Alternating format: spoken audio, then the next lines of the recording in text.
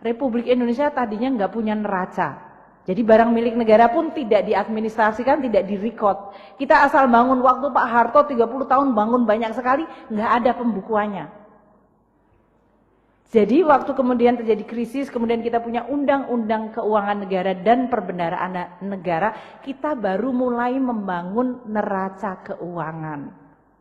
Disitulah baru kita mulai muncul, oh mari kita membukukan dan merekod. Pertama mengadministrasikan, masukkan dulu dalam buku.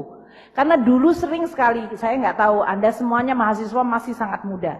Kalau zaman kami sebagai baby boomer, saya sering sekali ada universitas bangun perumahan dosen.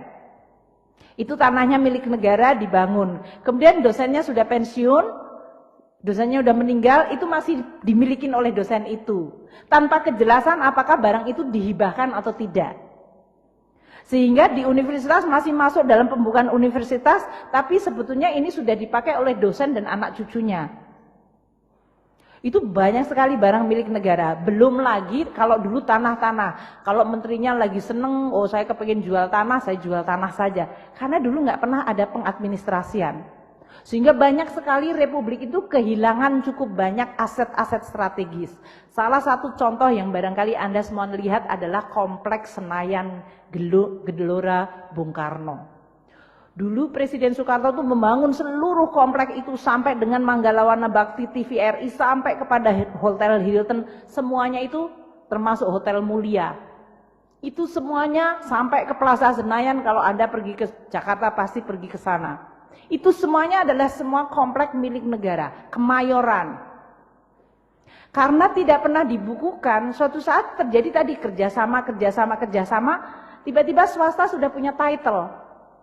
Sehingga waktu kami memulai membuat pembukuan, Hotel Hilton itu sudah tidak ada di dalam title-nya. Kita hilang. Yang sekarang jadi Hotel Sultan. Hotel Mulia itu kita harus fight banyak sekali untuk bisa bahwa title-nya tetap punya pemerintah, tapi kerjasamanya boleh swasta. We are losing quite a lot of significant position, lokasi, hanya karena dulu republik ini nggak punya buku, nggak punya neraca. Jadi Anda semuanya yang masih baru-baru ini ya, masih muda-muda sekali.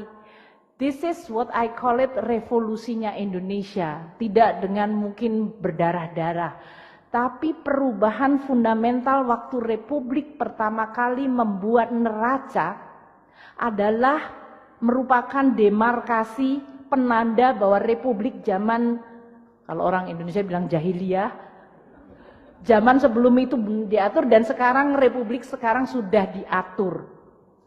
Apakah gampang? Sangat tidak gampang. Dan saya adalah Menteri Keuangan yang pertama kali, Pak Hadiat